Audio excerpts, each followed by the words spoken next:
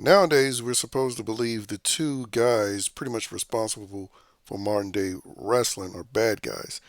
That being Vince McMahon because of the Janelle Grant situation, and Hulk Hogan because he's a supposed racist because dare we offend the Negroes nowadays.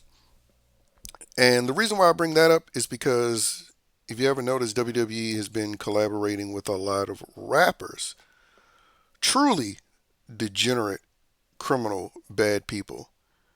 If you're not familiar, at least 100 rappers a year gets murdered because the entire genre, especially since the introduction of gangster rap in the late 80s, is pretty much murder music, a death call, and yet it still gets mainstream promoted. And recently, one of the rappers, that being Travis Scott, a rapper who was involved with a festival that caused the life of 10 concert goers. Well, recently, of course, he doesn't have any controversy attached to his name, and recently he's been a part of WWE, specifically a part of John Cena's heel turn. Arguably, he already did that when he apologized to the CCP. But of course, in modern day society, being pro commie actually isn't a bad thing. But anyway, Travis Scott gave Cody Rhodes a black eye because he smacked him like a moron in his face and allegedly busted his eardrum as well. At least that's what's being reported. And if you see the video, you can see his palm hit his ear and his fingertips hit his eye. So I could believe it. But anyway, he is just one among many other degenerate low life rappers that the WWE has recently worked with.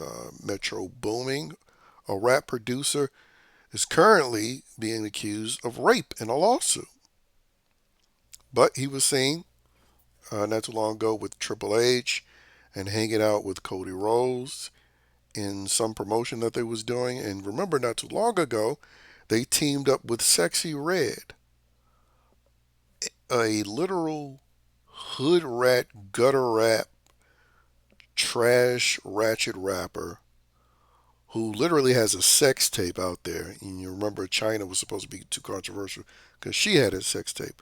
But they collaborated with her, and they only ended that partnership because, surprise, surprise, she was involved in a violent altercation in an airport. Like your typical thug hood rat rapper chick, where you see a lot of these, hood rats in general, especially in Spirit Airlines, having physical altercations. And then not too long ago, you had Cardi B and Bianca Belair do a teaser for SummerSlam 2025. And Cardi B, well, she's a confessed rapist, robber of men, and drugger of men. She has a video that's been up for years now where she was on Instagram Live and she confessed, admitted to drugging and robbing men when she was working as a prostitute before she became this highly adored mainstream rapper. And she also admitted that she tricked some of those men that she drugged and robbed into having sex with men who were pretending to be women, which would be rape. And she facilitated that. And if you haven't noticed, none of these people are seen as controversial or as bad people.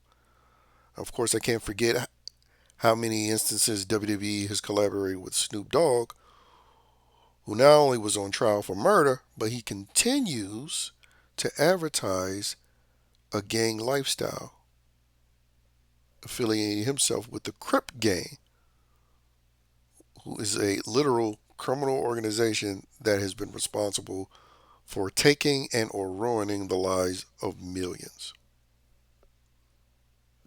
And this is who the WWE collaborates with. And don't get me started with who pretty much owns WWE now. Hollywood, R.E. Emanuel, brother of Rahm Emanuel, a criminal politician that was a part of the Biden, I mean not Biden, Obama administration, and R.E. Emanuel himself was inspired by a character from Entourage, Ari Gold, who the character, or who Ari Emanuel was based off of.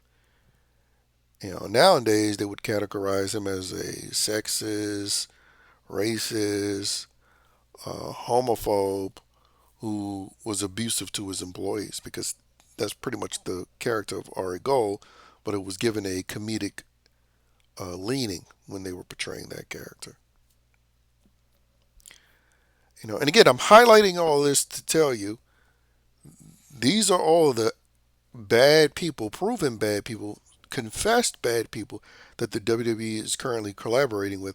But we can't get a Brock Lesnar and we can't get a Hulk Hogan because people want to boo him for allegedly being racist, even though if you know the details of that situation, he was pissed off that some half black rapper was trying to turn out his daughter in the music industry.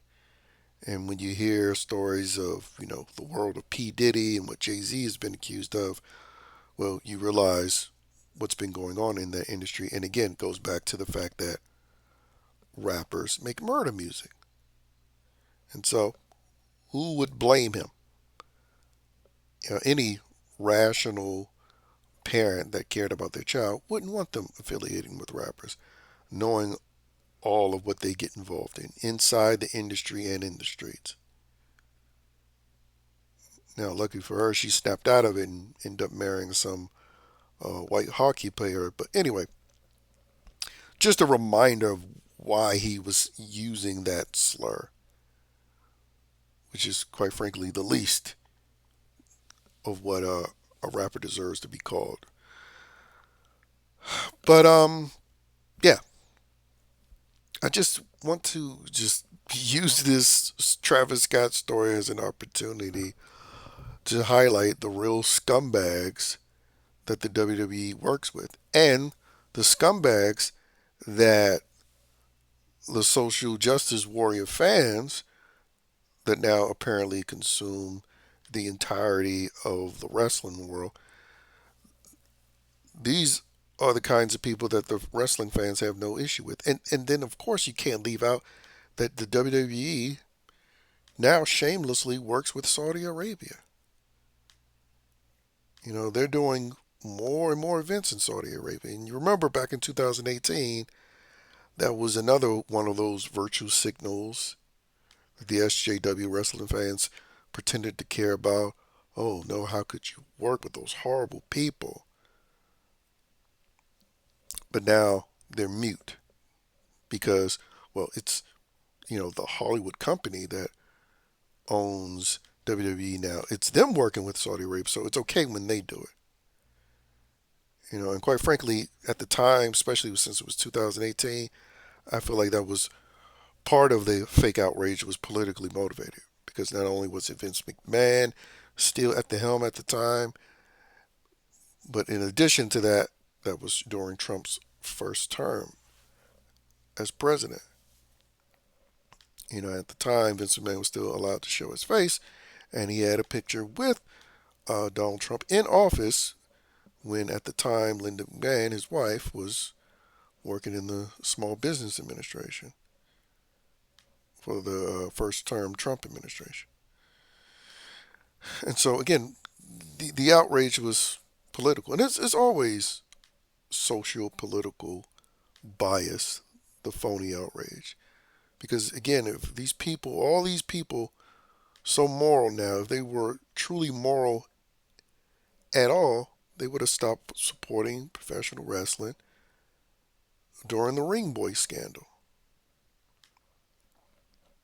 That got plenty of media attention for a short period of time in the 90s, but we know why, it really didn't matter to people because it was mostly about male victims and specifically male child victims, and it was, villainizing, homosexuals. So we know if a sexual abuser is a homosexual, then it'll go ignored, and especially if the victims are male children. But anyway, That's all I have to say about this. You know, the real scumbags that are allowed to show up and make appearances in wrestlings, which the audiences cheer and support, are a part of this TKO era of WWE. Because quite frankly, what these rappers be up to on a regular day basis, believe it or not, they make Vince McMahon, by comparison, seem like a choir boy.